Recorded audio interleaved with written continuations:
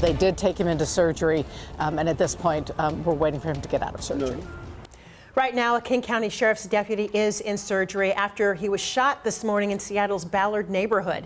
Thanks for joining us at 5 o'clock. I'm Joyce Taylor. I'm Jessica Janner Castro. Investigators say the shooting happened while 3 deputies were serving a final eviction notice. It happened around 9:30 this morning near 8th and Market Street near Ballard's Brewery District.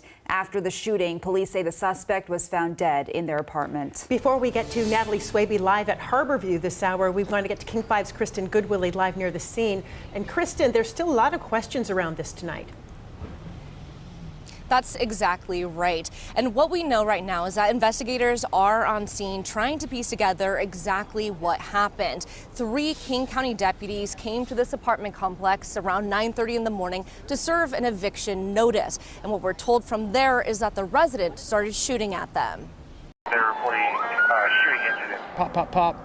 And then it was a pause, and then it was another pop, pop, pop. The sound of gunfire just before 9:30 in the morning in Seattle's Ballard neighborhood. And I thought it was from like that big job site over there. What builder Brian Smith heard was a shootout between a resident at the Gilman Park Apartments and King County Sheriff's deputies. We went up on the roof, and then like all of a sudden cops just started showing up. The deputy that was injured was shot in the upper torso where the bullet somehow missed the vest, and it was a entrance and exit wound. This photo shows officers carrying the injured deputy out of the apartment. It was, a very traumatic situation for all of them. Megan Black with the Independent Force Investigation Team says 2 of the deputies shot back at the 29-year-old resident who then barricaded themselves in the apartment. Our hearts go out to all of the family members involved. For more than an hour, police and SWAT tried to get that person to come out. The resident was later found inside the apartment and had died from a gunshot wound. Out of desperation, barricaded themselves in their apartment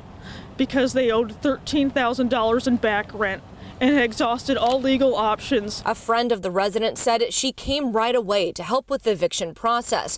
Her friend had texted her about the eviction. What is it like to come here and you're just trying to help a friend and you see all of this? Despair. I feel a lot of guilt. I feel like I could have done more. And at this point, it's unclear how the resident died, whether it was self-inflicted or by one of the deputies. We are expecting to get an update from IFIT next week.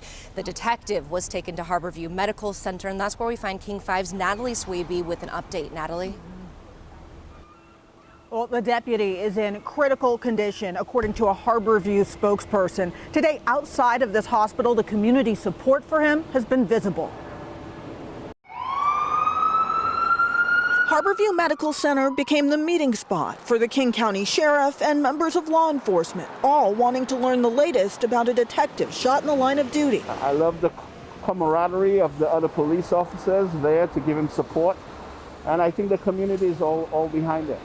Al Elwin was visiting the hospital when he noticed more and more police cars pulling in. So I knew something was up, and then I found out the sad news. Seattle police put this alert out at 10:33 a.m. about a suspect barricaded in Ballard and a King County Sheriff's Office detective shot and transported to the hospital. From what we were told, he was in fairly good spirits when he got to the hospital, so he was communicative.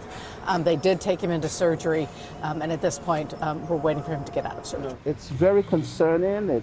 It's very sad. It's unfortunate. They put their lives on the line for us. Some of the dangers of the job are included in this data from the National Fraternal Order of Police, which reports this year, as of March 7th, 65 officers were shot in the line of duty nationwide.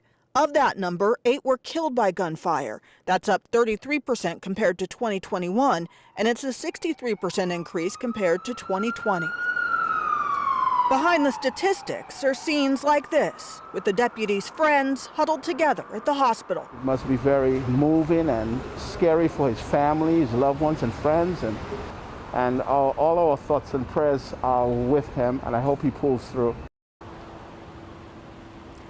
I'm told the deputy has been with the King County Sheriff's Office for 25 years. This afternoon, he has spent time in surgery, and according to the hospital, he will be an intensive care unit patient. Live in Seattle, Natalie Swaby, King 5 News.